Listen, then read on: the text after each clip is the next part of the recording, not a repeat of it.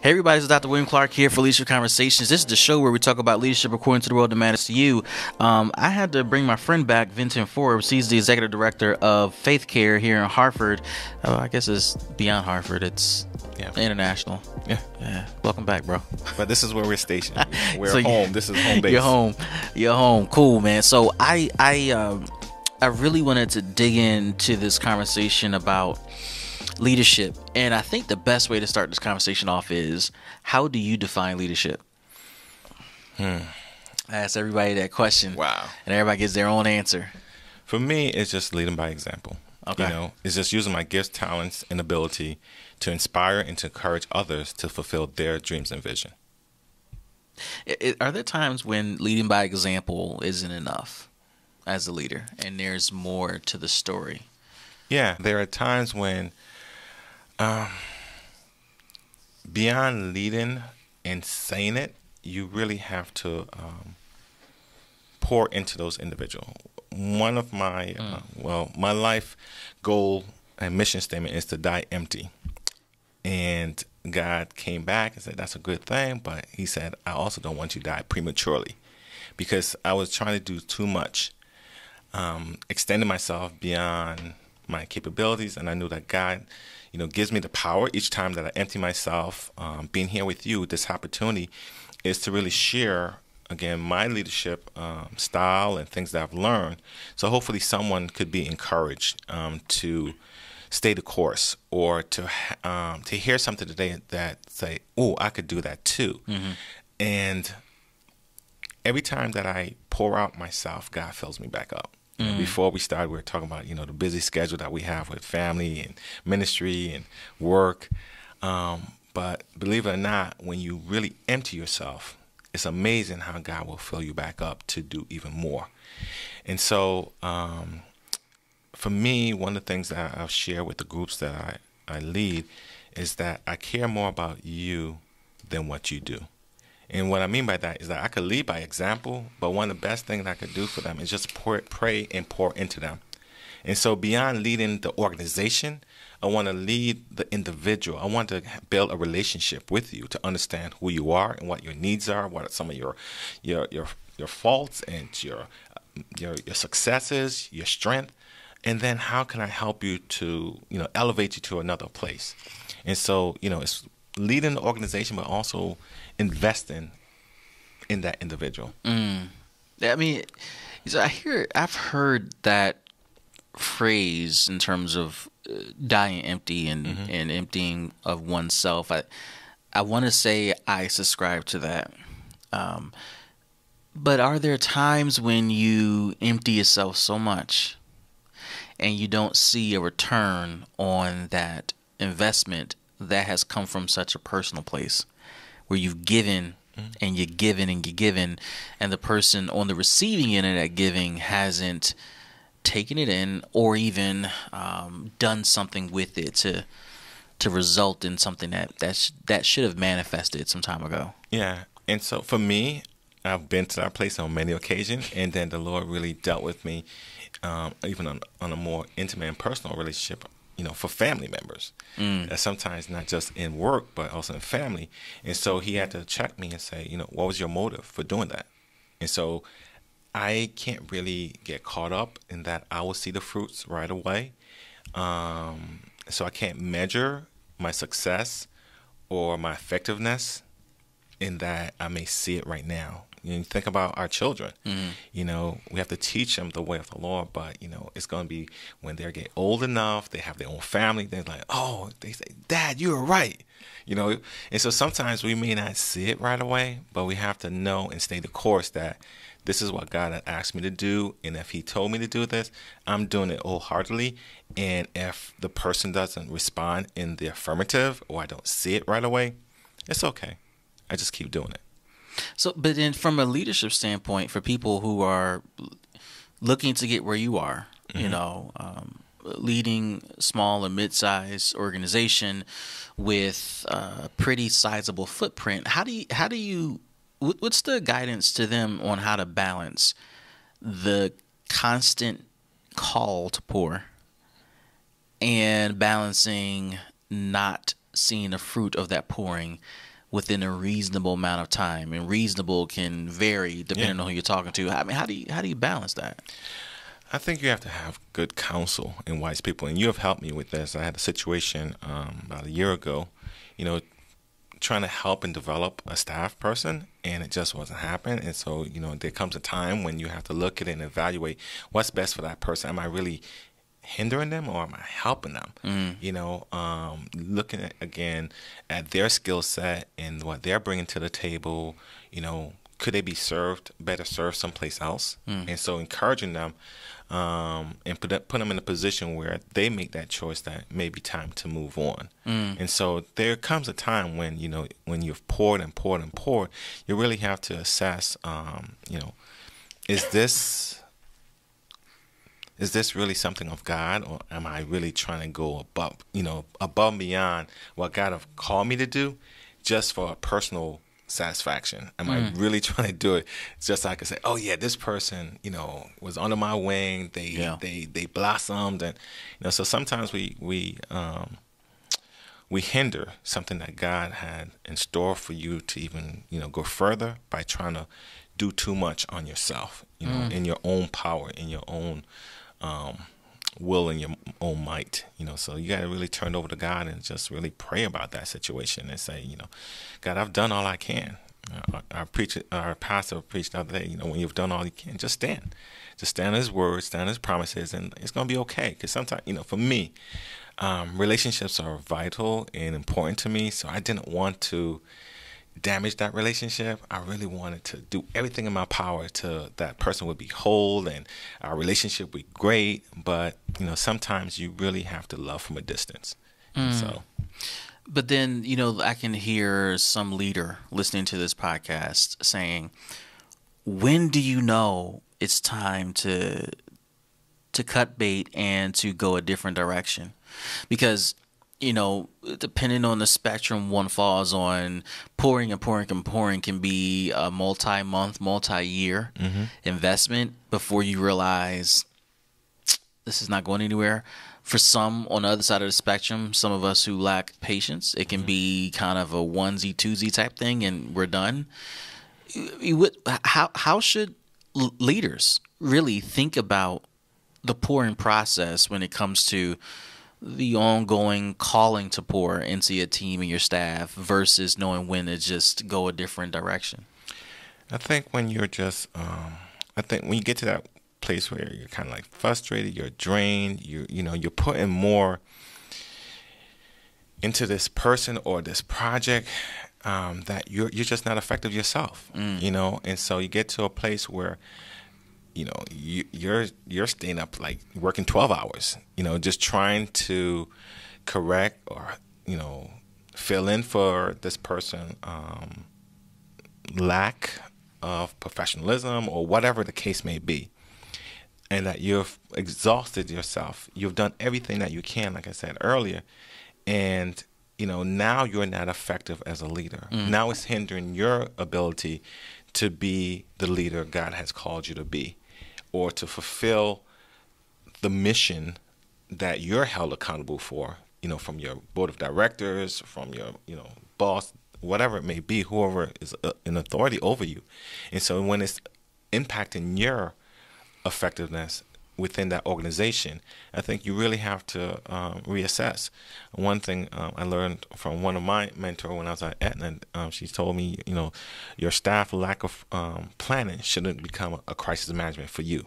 And so if they're not doing what they were called to do, you shouldn't have to jump in and try to bail them out. You go get somebody else. Right. Is that person really necessary for that position or that task that they were doing? You have to reevaluate, is that something that you still need to do at that particular time of season? Because God may be, or the organization may be going in another direction. And so are you really in line with the vision and direction of your organization? Because at the end of the day, that's what you are called to do as a leader. Leaders lead. You're not supposed to be following or trying to do the job that you ask for your manager or, whoever that staff person is.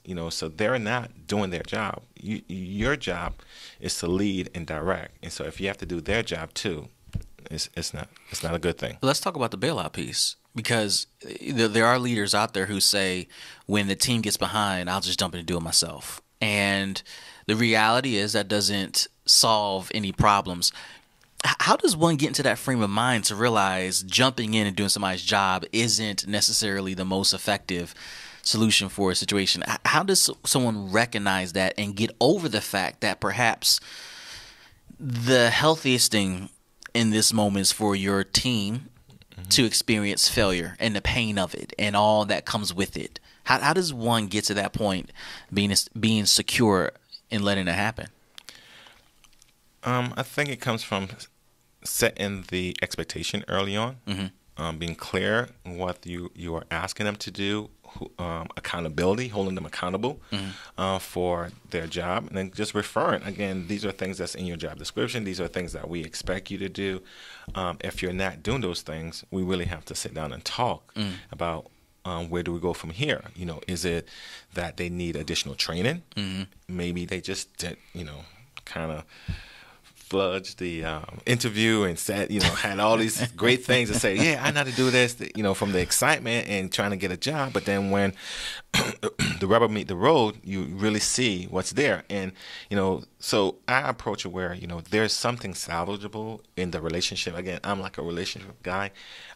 What can I do to groom that person to do something else, so they can be transitioned? Are there opportunities within the organization that they may fit better? Or you may have to look outside the organization. But I think you have to realize and be true, to that own self, be true that there's only so much that you can do. We all have 24 hours in a day. And so, you have to set that expectation that this is what I need. I'm not going to hover over you. I'm going to tell you what I need. Is it there at the end of the week or the day, whatever the deadline is that we had both established? So if not, I have to hold you accountable, and there's consequences to that. Yeah, I feel you. And I think, there are some leaders who recognize the importance of setting that standard up front. And over my years, I'm sure you've seen this too, even when you set the standard up front, it can be a challenge to still get the results you want. And this is where I believe the science and the art of leadership comes into place, where you're in the middle of a relationship with a team member and performance isn't where you expect it to be. And the question becomes, how do you elevate this person's performance to a whole nother stratosphere? And we're not necessarily talking about like superstar status. Another stratosphere could just be coming to par, right? Versus, figuring out how to find that middle ground of patience to wait until something breaks before elevation takes place, or then deciding, when to remove this person. And it's such a science to say, set expectations up front, follow the HR protocol, when it comes to discipline, and then termination. The art of it is when to do those things and to kind of push those buttons. And I think for entrepreneurs, for entrepreneurial leaders in the nonprofit world, particularly in the nonprofit world, it's extremely hard because it requires you to get out of the heart-driven element of the work and become and act like a boss in this moment to determine what, where, why, and how when it comes to staffing. So then for you, when did that click for you, when you had to shut off the heart element of the work and really be that person who's in charge of the business and had to take care of the business, even if that meant changing and switching out staff members or team members? Yeah, I've had several changes in my staff and over the 6 years that I've been here. And I think, you have to look at, again, the bottom line of the betterment of the organization. Are we doing what we say that we're called to do in a effective way, that we're doing it at a high level of excellence? And so if that person isn't performing at that expectation, we have to sit down and have that conversation, and that you can't, and I've told different staff that, we can be friends, but there's a time and place for everything. And so, they know from that I'm not doing this to be malicious. I'm not doing this to retaliate about anything. It's for the best for the organization. What's best for the organization? And so that's all we can go on. And so there have been times when some of the steps that I did before that is really trying to recognize their skill set that works best. So they may have done something within their job description that they really thrive at. They do really, really well. And so I try to help them to look at those skill set and the processes that went into developing that competency, and try to say, let's transfer that over to this other thing that you're lacking. And if it's not a true successful transition, and they don't really comprehend, the difference in the area that they excel in and the other one that they're lacking in, something else may be going on. That we're not aware of at home or mentally or psychologically.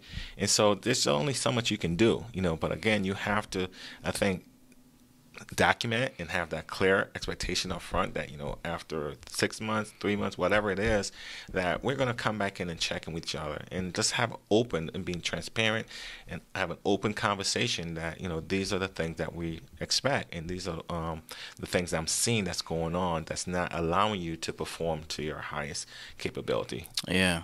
And so, again, you have to take the heart thing out and say, it is a job. It's a business. Yeah. It's a business. Yeah, nonprofit, church. Yeah, whatever it may be. Whatever it may be, it's a business. And I think for people who have not studied leadership, I recommend taking classes. Mm-hmm. I recommend YouTubing, reading. Reading, yeah. Because I think when I started studying leadership academically, it wasn't huge in my sphere. It wasn't a thing. It was, this is what you do. You follow behind a good leader and you learn, and then you're launched into leadership. And as I've studied leadership, looked at the science and the art of it, it is well beyond that. It's more than that. And I think that, there is an underappreciation of leadership until people get into it. And what I hear often, I even heard this recently from a friend and a colleague, that I'll do anything except manage people.